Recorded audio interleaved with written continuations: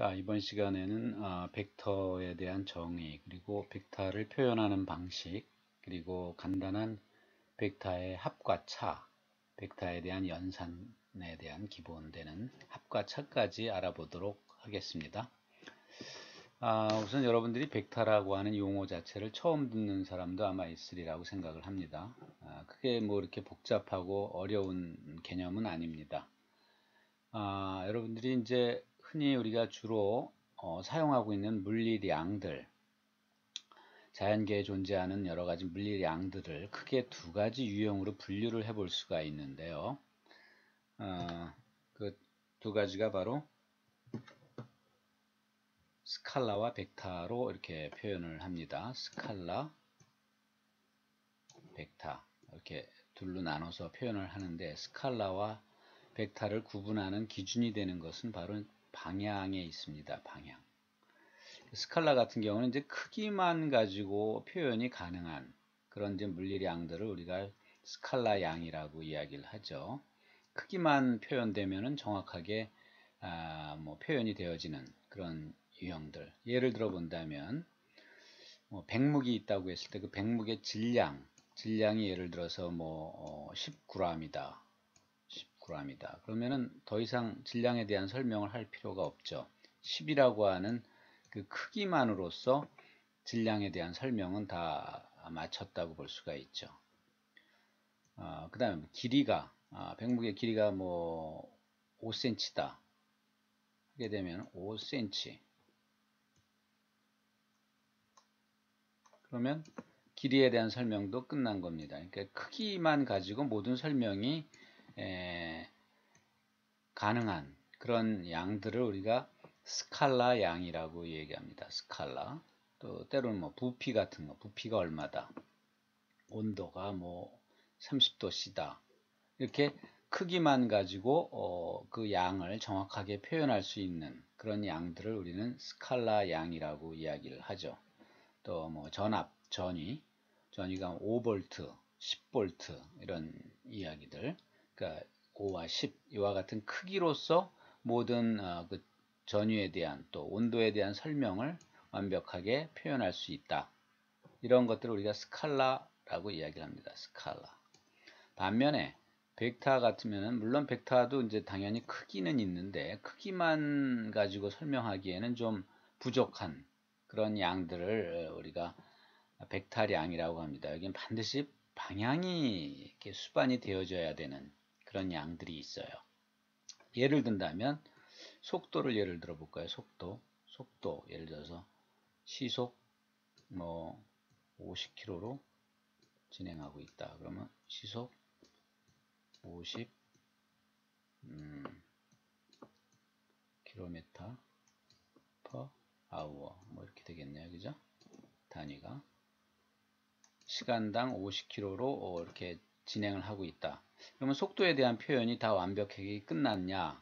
뭔가 부족하죠. 50이라는 이 크기도 중요하지만 속도라고 하는 것은 도대체 어떤 방향을 향해 가고 있느냐, 이 방향이 함께 표현되어져야 속도에 대한 정확한 표현이 됩니다. 이렇게 어느 방향이냐, 뭐 동쪽 방향이냐, 뭐 북쪽 방향이냐, 어느 방향으로 진행을 하느냐가 아주 그만큼 또 중요한 요소가 되는 것이죠. 속도에는. 그래서 속도를 표현할 때에는 어느 방향으로 얼마의 속도로 진행하고 있다, 이런 크기에다가 방향까지 표시를 해줘야 좀 더 정확한 표현이 되는 그런 양들을 우리는 벡터라고 부릅니다. 벡터.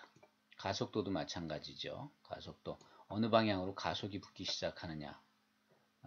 중력, 여러분들 중력이 지구 주위에는 이제 중력이 작용하고 있는데, 이 지구 중력도 마찬가지. 중력이 얼마입니까? 중력 가속도가 크기가 9.8인가요? 9.8m/s 제곱이죠. 9.8이라고 하는 수치도 중요하지만 중력이 어느 방향으로 작용하고 있는가? 어느 방향으로 작용하고 있죠? 예, 지구의 중심 방향으로 이렇게 작용을 하고 있죠. 지구의 중심 방향으로 이렇게 잡아다니는 방향으로 이렇게 작용을 하고 있습니다. 중력 가속도의 크기도 물론 중요하지만 어느 방향으로 작용하고 있는지 이런 부분들이 중요한 요소가 되는 그런 양들을 우리가 벡터량이라고 하죠. 힘 마찬가지 어떤 물체에 힘을 가하는데 어떤 물체가 있다고 할 때 이 물체에다가 힘을 가할 때 예를 들어서 이런 방향으로 힘을 가했다. 힘은 우리가 영어로 force라고 해서 F 보통 표시를 합니다. 이 방향으로 힘을 10N의 뭐 힘을 가했다. 크기가 10이다. 10 단위는 힘의 단위 보통 우리가 뉴턴이라고 하는 단위를 사용하는데 10N의 힘으로 어떤 물체를 이렇게 잡아다녔다. 이 10이라고 하는 이 크기도 물론 중요하겠지만 어느 방향으로 힘을 가하느냐가 또 그만큼 중요하게 됩니다. 그래서 힘을 표현할 때는 어느 방향, 이쪽 방향으로 힘을 쏟느냐 아니면 이게 상향으로 이 방향으로 힘을 쏟느냐에 따라서 결과는 달리 나타날 수 있겠죠. 그래서 이런 힘을 표현할 때에도 항상 방향이 명시되어져야 정확한 그 표현이 되어지는 이런 양들을 우리는 벡터량이라고 부르게 됩니다. 우리가 앞으로 이번 학기 때 주로 다루게 되는 전기장, 다른 말로 전개라고 얘기하고 자기장, 다른 말로 자개라고 이야기하는데 이 전개와 자개를 우리가 이제 이번 학기와 그 다음 학기에 걸쳐서 계속적으로 우리가 공부를 하게 될 텐데 공부하게 될 대상이 되는 이 전기장, electric field라고 하는 거, 또 자기장, 자개, magnetic field 이런 양들은 다 같이 뭐냐 방향이 아주 중요하게 돼요. 그래서 전개와 자개 그리고 또 전개와 자개가 합쳐서 만드는 전자파 역시 마찬가지입니다. 전자파도 우리의 이제 궁극적인 목표는 바로 이 전자파에 대한 해석이거든요. 전자파 해석 여기까지가 이제 전기자기학의 마지막 종점이라고 볼 수 있는데 이 전자파 역시 뭐냐 특정한 방향을 가지고 있죠. 방향성이 매우 중요한 요소가 되는 이런 양들 이런 것들은 전부 다 벡터량이 됩니다. 벡터가 됩니다. 그래서 우리가 앞으로 배우게 될 전기장과 자기장을 공부하는 데 있어서 역시 벡터에 대한 어느 정도의 이해가 있는 상태에서 들어가게 되면 훨씬 쉽게 문제들을 이렇게 이해하고 풀 수가 있게 되겠습니다. 그래서 이제 앞으로 벡터를 많이 다루게 될 텐데 벡터를 다루려면 어떤 표현을 해야 되는데 벡터를 표현할 때 기존의 스칼라하고는 좀 구별을 해서 표현을 해줬으면 좋겠다. 약속이죠. 약속을 하는데 스칼라는 일반 뭐 이런 식으로 A, B 또 스몰 a, B 이런 식으로 표현한다면 벡터의 경우는 요거랑 구별해서 좀 고딕식으로 진하게 표시를 하죠. 고딕체로 표현을 한다거나 아니면은 일반 그 글씨로 표현하더라도 그 위에 이런 화살표와 같은 이런 방향 표시를 해서 요 양이 라는 것이 방향을 나타내고 있는 벡터로구나 라는 것을 금방 파악할 수 있도록 알 수 있도록 이렇게 구별을 시켜주기 위해서 벡터 표기를 이런 식으로 한다. 이건 뭐 약속입니다. 약속. 서로 간에 약속을 하는 거죠. 그래서 저도 여기 F 여기 표시한 거 이거 고딕체로 표시를 했죠. 전기장, E나 H 이런 것도 제가 고딕식으로 표현을 합니다. 여러분들 익숙하게 벡터 앞으로 이제 벡터에 관한 문제가 나오게 될 경우에는 항상 벡터 표시를 정확하게 해줄 필요가 있습니다. 약속을 안 지키면 나중에 이제 시험에서는 감점이 요인이 될 수가 있는 것이죠. 그래서 항상 벡터를 표현할 때는 이런 식으로 표현을 하겠다라고 이제 확실하게 파악을 알고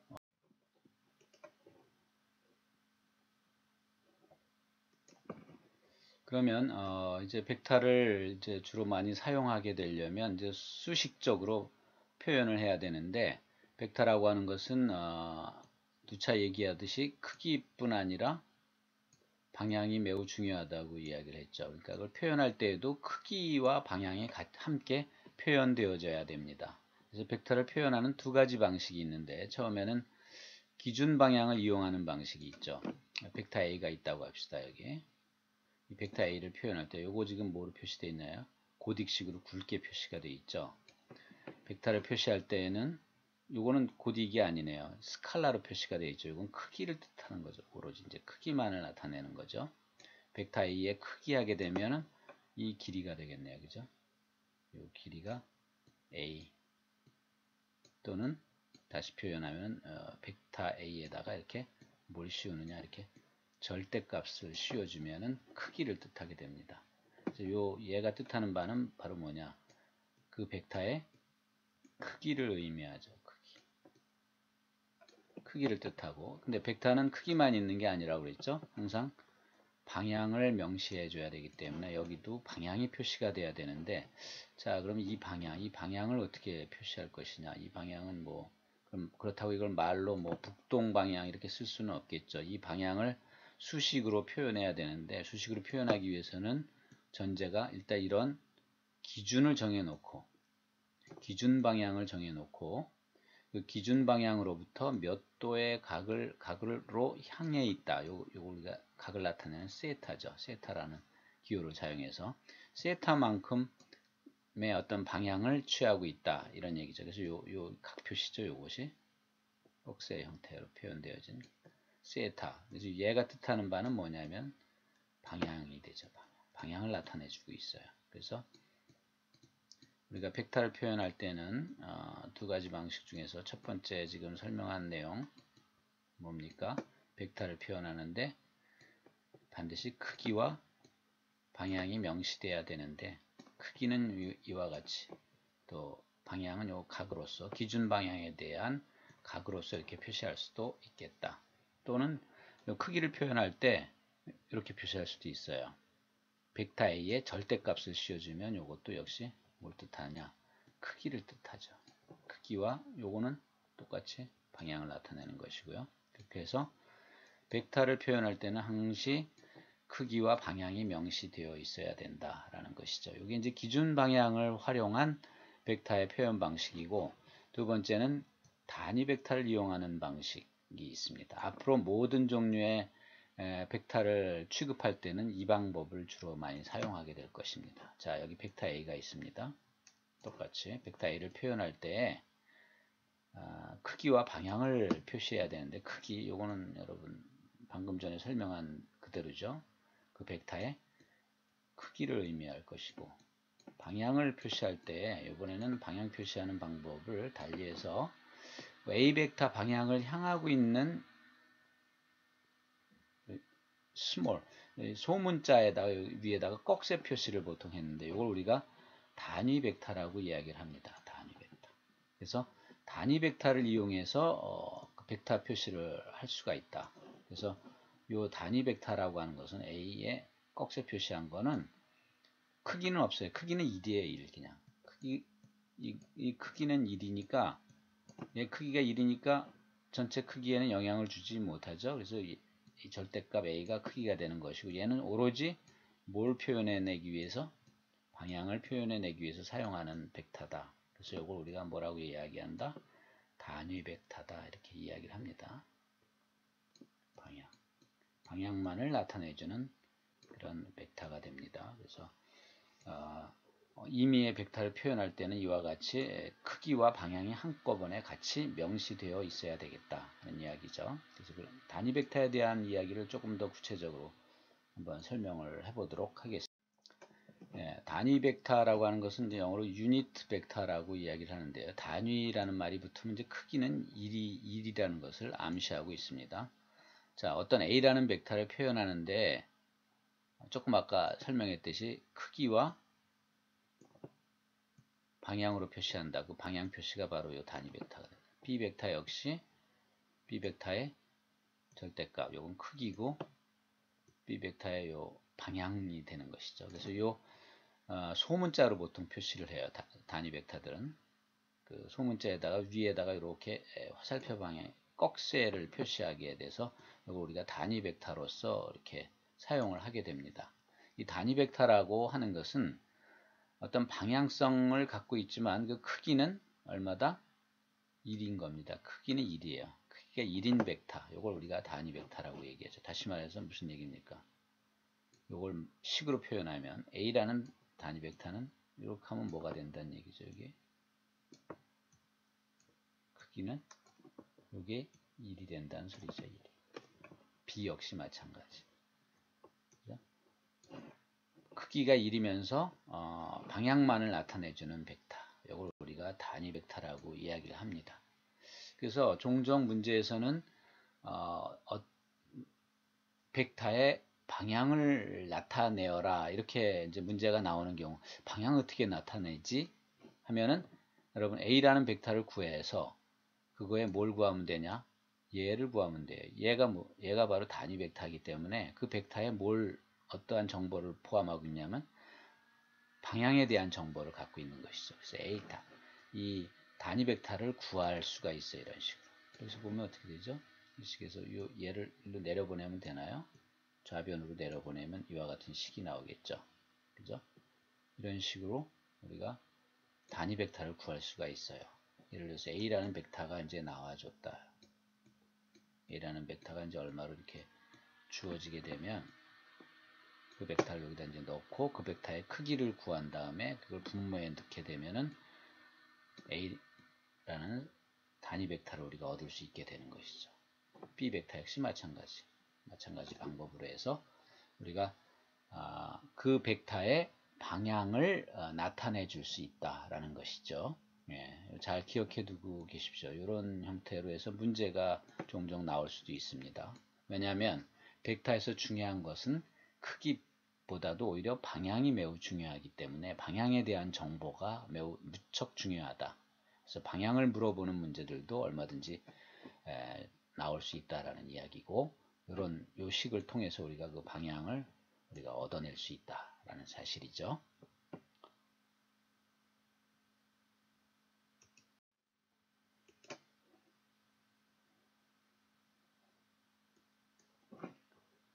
그럼 이번에는 그 벡터 길이의 연산 중에서 가장 기본이 되는 더하고 빼고 하는 문제, 두 벡터를 합과 차를 구하는 것을 한번 생각해 보도록 하겠습니다. 두 벡터를 합하고 빼고 하는 문제. 여기 두 가지가 사용될 수 있는데 평행사변형법 우리가 주로 많이 사용합니다. 합벡터라고 하는 것은 두 벡터를 양변으로 하는 평행사변형의 대각선 방향이 바로 합벡터가 된다. 이런 얘기죠. 다시 말하면 여기 볼까요? 그림을 보면 A라는 벡터가 이렇게 있어요.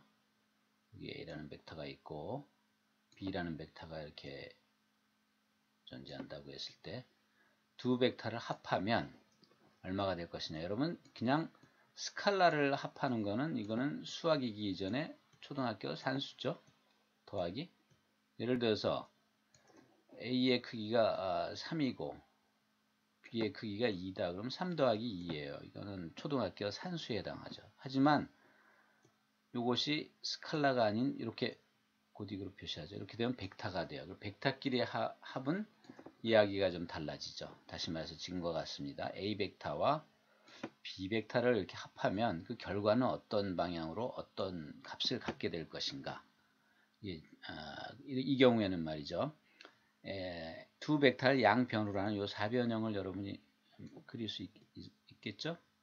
사변형을 그리고 요 시작한 시점에서 저 대각선 방향을 향하는 요 벡터가 바로 뭐가 되냐면 합 벡터가 되는 겁니다. A 플러스 B 벡터. 그러니까 A 벡터의 크기가 3이고 B 벡터의 크기가 2라면 합 벡터의 크기가 5가 되겠습니다. 이 크기 5가 될까요? 아니죠. 5보다는 작은 값이 나올 거예요. 그 값은 그 벡터의 합세의 결과는 말이죠. 두 벡터의 크기에 의해서만 좌우되는 것이 아니고 이 두 벡터가 어느 방향을 향하고 있느냐에 따라서 그 값은 얼마든지 달라질 수 있겠죠. 그죠? 예를 들어서 A 벡터는 이 방향이고 B 벡터는 정반대 방향이다. 그렇게 되면 어떻게 될까요? 이쪽에 3이고 이쪽에 2면 두 벡터를 합하면 5가 될까요? 아니죠. 이 힘이 약간 더 크니까 한 1 정도가 나오겠네요. 그죠? 그러니까 벡터의 합의 결과는 두 벡터가 어느 방향을 취하고 있느냐에 따라서 그 결과는 얼마든지 다른 값이 나올 수 있다는 것이죠. 여러분 이해를 돕기 위해서 여기 예를 들어서 이 점에 돌멩이라고 이걸 가정을 하고 돌멩이를 이렇게 끈으로 묶어 가지고 한쪽 끝은 이쪽으로 잡아다니고 또 다른 방향으로 B방향으로 동시에 잡아다닌다고 생각을 해봅시다. 그러면 이제 A가 더 힘이 세서 이쪽으로는 3의 힘으로 잡아다니고 이쪽으로는 2의 힘으로 잡아다닐 때 합벡터는 어떻게 설명할 수 있느냐? 동시에 잡아다닐 때 이 돌이 어디로 가겠습니까? 이 돌이 어디로 향하냐면 바로 이 방향을 향해 가겠죠. 그게 바로 합벡터의 방향입니다. 합벡터의 크기는 이거는 이제 계산을 해야 돼요. 그래서 방향에 따라서 얼마든지 달라질 수가 있죠. 합벡터에. 그래서 합벡터를 그릴 수는 있을 거예요. 이런 식으로 평행사변형으로. 그 다음에 차벡터는 어떻게 표현하느냐? 차벡터도 합벡터로 표현할 수 있어요. 무슨 얘기냐면 A벡터에서 B벡터를 뺀다는 이 의미는 A벡터에서 마이너스 B벡터를 더하는 거랑 같은 뜻이 되죠. 이 좌변과 우변은 같습니다. 그래서 여기서 중요한 부분은 벡터 앞에 이 마이너스가 매우 중요한 건데 바로 그 벡터 앞에 마이너스 부호가 들어간다는 이야기는 무슨 얘기냐? 동일한 벡터이긴 한데 마이너스가 붙었다는 얘기는 방향이 반대라는 걸 의미해요. 방향이 반대다. 예를 들어서 얘가 B벡터라고 했을 때 그럼 마이너스 B벡터는 얼마가 되느냐? 마이너스 B벡터는 얘하고 같은 크기이면서 방향이 정반대인 이 벡터가 바로 마이너스 B벡터가 되는 겁니다. 크기는 서로 같죠. 이 크기는 3으로 서로 같지만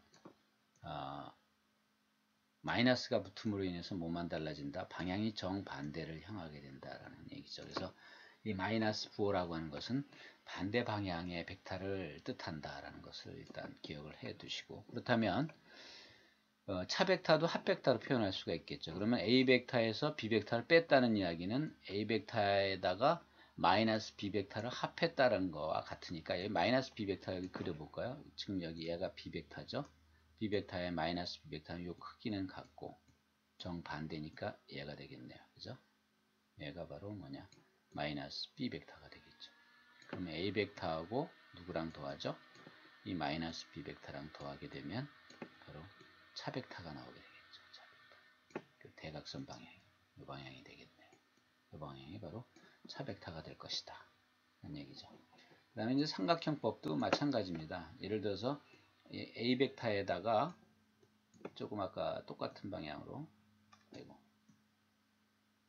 B벡터인데 B벡터를 합하면은 평행사변형법에 의해서 합벡터를 구할 수가 있는데 삼각형법에서는 요 B벡터를 그대로 옮겨 볼까요? 이쪽으로 이동시켜 보면 크기는 똑같아요. 얘하고 얘나 크기는 같고 방향도 어떤가요? 동일한 방향을 취하고 있죠. 그대로 옮겨 놨기 때문에 그렇게 되면은 벡터라고 하는 것은 뭐가 있다고 그랬죠? 크기와 방향을 갖고 있다고 이야기를 했는데 크기와 방향을 갖고 있는 양을 우리가 벡터량이라고 했는데 그렇다면 크기도 같고 방향도 같으면 두 벡터는 서로 같은 벡터다 이렇게 놓을 수 있죠. 크기도 같고 방향도 같으면 두 벡터는 같은 벡터입니다. 이 벡터나 이 벡터는 같은 게 되겠죠. 방향도 같고 그렇다면 지금 이제 A 벡터에다 B 벡터를 요 B 벡터의 시작점을 A 벡터의 끝점에다 놓고 하게 되면 이렇게 되겠죠. 이게 B 벡터가 되니까 결과적으로는 A 벡터 1로 가서 B 벡터가 1로 갔으니까 합하면은 최종적으로 시작점에서 마지막 종점까지 이은 얘가 합벡터가 되는 것이죠. 이게 삼각형법입니다.